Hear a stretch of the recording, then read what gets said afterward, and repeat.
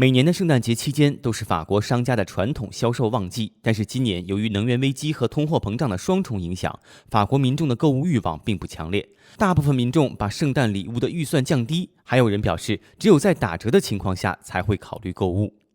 Absolument pas, pour l'instant je n'ai rien acheté, je m'en mets à ma compagne qui elle est une championne du shopping des vacances. Donc je vais apprendre en même temps que vous en direct. Ma chérie, qu'est-ce que tu as acheté à nos enfants? On a acheté On a acheté des enceintes, on s'est surtout occupé des cadeaux pour les enfants pour l'instant. On a un budget d'environ 200 € par enfant. Et on a fait un petit mix de vêtements, de petites enceintes Bluetooth, une imprimante pour imprimer des petites photos de son portable. Pour notre fille, une montre, des produits de beauté. Et voilà. Et moi j'ai un super cadeau, mais je ne peux pas vous dire ce que c'est. Hein? Mais il est déjà prêt. Tout a augmenté de 20%. Ouais.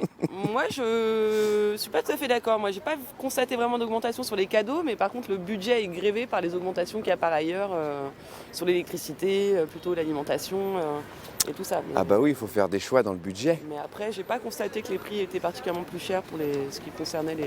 Moi, je peux vous dire, son cadeau m'a coûté très très cher, mais ça, c'est secret. Ça par contre effectivement au niveau de l'alimentation on essaie de faire un peu plus attention à ce qu'on achète. Ce midi on va aller au restaurant, je vais l'inviter mais je ne prendrai pas de dessert. Désolé. Et l'énergie effectivement a grévé certains budgets mais bon moi je fais plus de sacrifices sur mes achats personnels et par contre ça n'impacte pas le Noël de nos enfants. Oui j'ai commencé, j'ai profité pendant le Black Friday.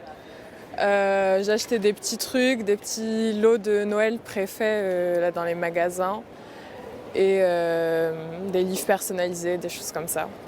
J'ai pas trop fait attention et je fais attention à ce que j'achète et j'achète toujours en réduction. Du coup, j'ai pas trop remarqué de différence. Et au quotidien, par contre, ça se ressent plus. Enfin, même la nourriture, c'est beaucoup plus cher. Et ça, c'est un achat que je fais beaucoup plus, donc je le remarque plus que sur des achats occasionnels comme pour Noël. Et les sorties, c'est pareil, j'en fais beaucoup moins. Ou les sorties gratuites comme les musées, les choses comme ça. La crise énergétique, je pense, on utilise beaucoup, même dans les magasins, les éclairages, même pour Noël en ce moment. Et puis je sais que par exemple, moi dans mon quartier, on a des coupures d'électricité, carrément on n'a plus de lampadaires, les quartiers sont tout noirs. Moi, je vais travailler le soir, je marche dans des rues toutes noires, enfin c'est pas super safe. Et à côté de ça, on a tous les grands magasins qui sont illuminés. Enfin, ça fait un peu un contraste bizarre quand même et pas forcément logique. Le pouvoir d'achat, évidemment les prix augmentent. Le pire, c'est pas pour les cadeaux, c'est pour tout ce qui est nourriture. Ça, c'est très sensible parce que ça, on peut pas s'en passer. Les cadeaux, on peut décider d'un budget et acheter un truc moins cher, mais la nourriture, c'est impossible. C'est assez compliqué parce qu'il y a pas mal de mesures qui ont été prises, mais bon, c'est assez compliqué dans le contexte. Entre le Covid d'un côté, la guerre en Ukraine de l'autre, la crise énergétique, c'est difficile de critiquer. On n'a pas vu encore tous les impacts de ces mesures, que ce soit en bénéfice ou en perte.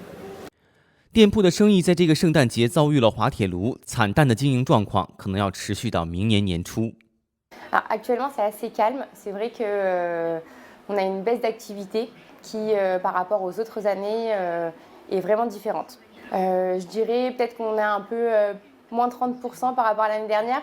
Les gens ne sont pas aux achats. On se rend compte que même auprès des autres commerçants, c'est vraiment très calme.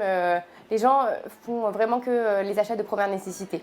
Voilà, tout ce qui est le reste n'a pas l'impression d'être très important. J'ai pas plus d'avis que ça sur la question parce que pour l'instant, on n'a pas eu encore les premières factures.